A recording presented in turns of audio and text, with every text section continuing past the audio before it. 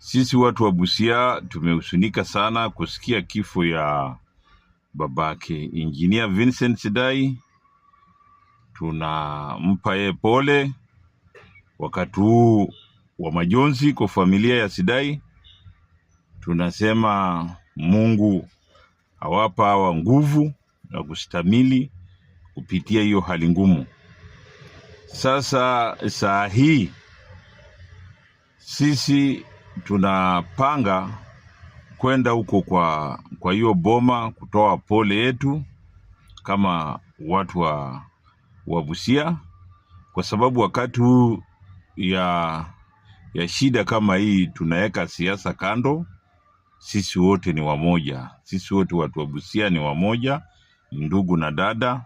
Wakati wa shida kama hii tunakuwa pamoja, na tunamuombea Mungu Engineer Vincent Sidai akuwe na nguvu ya kustamili hii hali ngumu ya kumpoteza babake.